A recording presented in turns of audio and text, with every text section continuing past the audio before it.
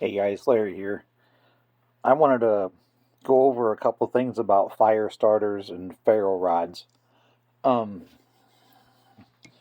we've all seen these little ferro rods that you get in like those pre-made survival kits, or in some of the cheaper like knives you buy where it says ferro rod included. Well, here's what you got to watch out for with these. If you look and you see that little round spot right there, that's the actual ferrocerium rod itself. The rest of this is like plastic or wood, like a birch wood or something like that. Um, and these handles, I don't like ferro rods with these handles on them because usually they're some type of epoxy holding them on, or they're even just like a press fit holding them on.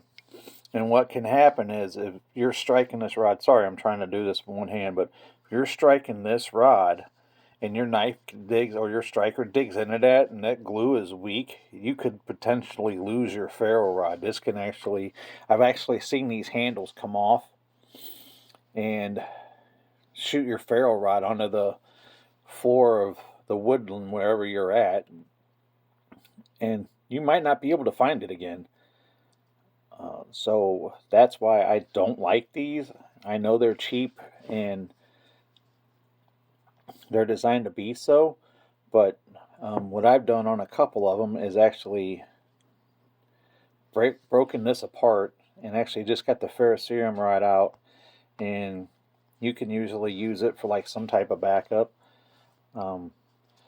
I actually prefer a full-on ferrocerium rod with a hole drilled in it, and then that way you can attach just like some cordage to it.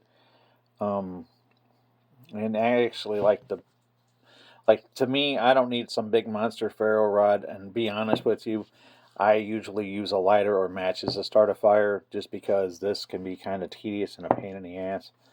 And I if you're in a survival situation, energy conservation is going to be paramount, and you don't want to be wasting a lot of energy trying to strike this, especially if you're in wet conditions when you can get a fire starter like one of these little wet fire things,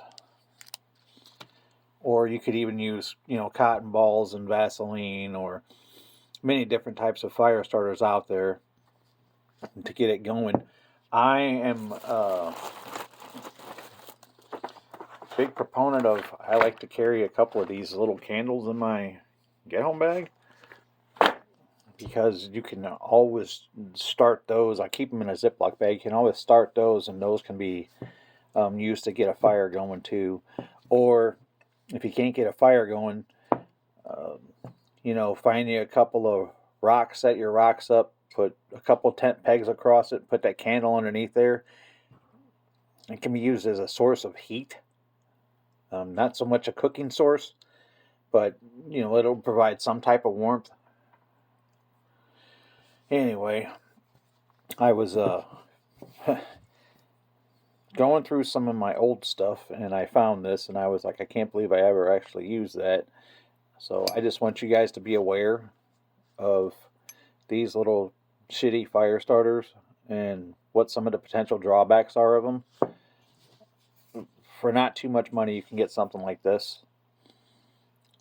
These are only like $5, I think. And like I said, you want just a solid piece of ferro rod that you can drill a hole in, or most of them come with the hole already drilled in, and attach a lanyard to it that way. That way you actually have something to hang on to when you're striking it, and your chances of losing it are basically down to zero. So that's it for now. Just a quick video on fire starters. Till next time, have a good night.